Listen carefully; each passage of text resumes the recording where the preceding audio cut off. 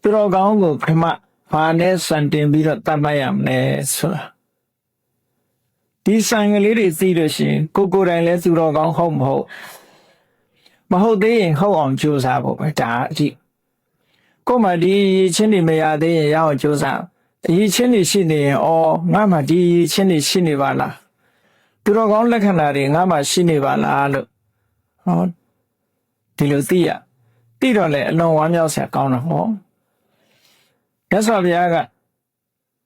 ထိုတုတ်တံမှာစံကလေးတွေထုတ်ပြီးတော့ပေးထားတာရှိတယ်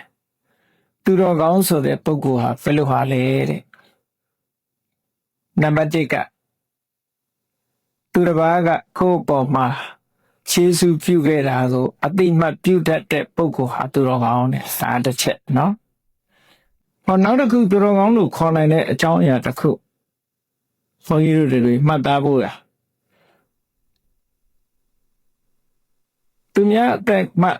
ပတ်ချင်းကရှောင်တယ်သူများဥစ္စာခိုးယူခြင်းမှမတရားယူခြင်းမှရှောင်တယ်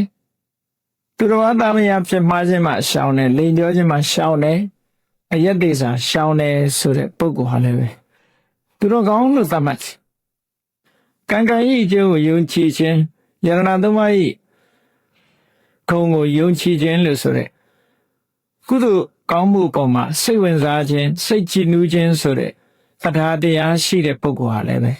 ဒါသူတော်ကောင်းပဲအဲ့ဒီတရားတရားဆိုတဲ့စွမ်းအားတစ်ခုရှိတဲ့ပုဂ္ဂိုလ်ဟာလည်းပဲဒါသူတော်ကောင်းပဲအရေးချင်းရှိတဲ့သူတော်ကောင်းတစ်ခုပဲ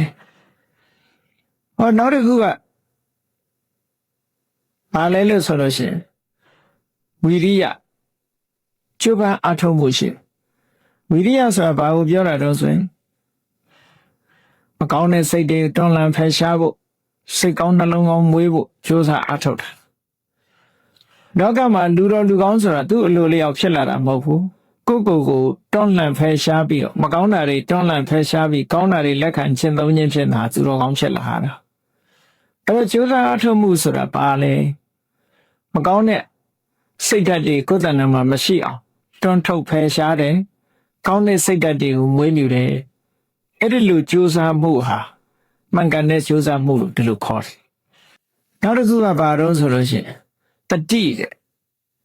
အရာရာမှာတတိထားတတ်တဲ့ပုဂ္ဂိုလ်တတိဆိုတဲ့နေရာမှာဒီနေရာမှာလည်းပဲအဆင့်မြင့်တတိနဲ့တာမန်အဆင့်တတိနှမျိုးခွဲခြားပြီးတော့မှတ်တာမန်တတိလို့ပြောရမှာကောင်းတဲ့အလုပ်တွေလုပ်ဖို့အမြဲတမ်းမှတ်ရနေရမယ်အဲ့ဒီလိုအမှတ်ရနေတဲ့တတိဒါအပမာဒတတိလို့ခေါ်တယ်ဒီတဲ့အဆင့်မြင့်လာပြီဆိုလို့ရှိရင်မဟာသတိပဋ္ဌာန်တုံးမှာလာတဲ့အတိုင်း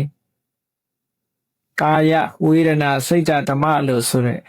ဒီအာယုန်တွေပေါ်မှာတတိကတ်နေအောင်ကြိုးစားရမယ်ဒီအရေးချင်းတွေဟာသူတော်ကောင်းရဲ့အရေးချင်းတွေပါတဲ့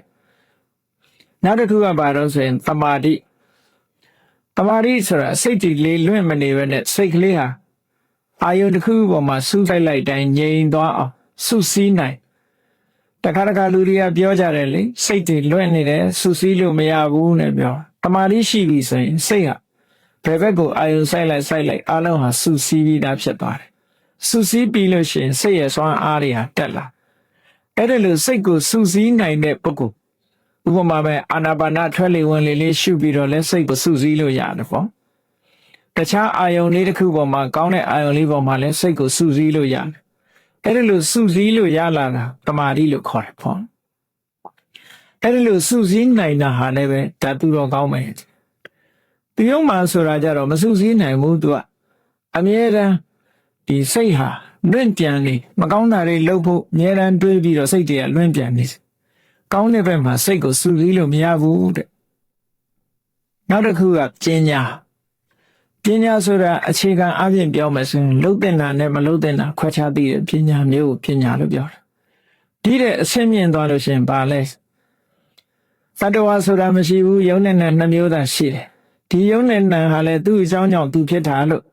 ဒီလိုသိလာတယ်သိလာရုံနဲ့မကဘူးဒီအကြောင်းကြောင့်ဖြစ်ပေါ်လာတဲ့ယုံနဲ့တရားတွေဟာဘယ်ရာမှမြဲနေတာမရှိဘူးအစဉ်ထာဝရပြောင်းလဲနေကြတယ်ဆိုတာတွေကိုမြင်လာလို့ဒီသင်္ခါရတရားတွေရဲ့လွတ်ရချုပ်ငြိမ်းရာ အငြိမ့်ဓာတ်ကိုလည်းပဲသိတာအဲ့ဒါကြတော့အဆင့်မြင့်ပညာလို့ခေါ်တယ်အဲ့ဒီလိုအခြေခံကစပြီးတော့အဆင့်မြင့်ပညာထိအောင်ရလာတဲ့ပုဂ္ဂိုလ်ဒီချင်းတွေနဲ့ပြည့်စုံလို့ရှိရင်လေသူတော်ကောင်းလို့မြတ်စွာဘုရားသတ်မှတ်တယ်ပေါ့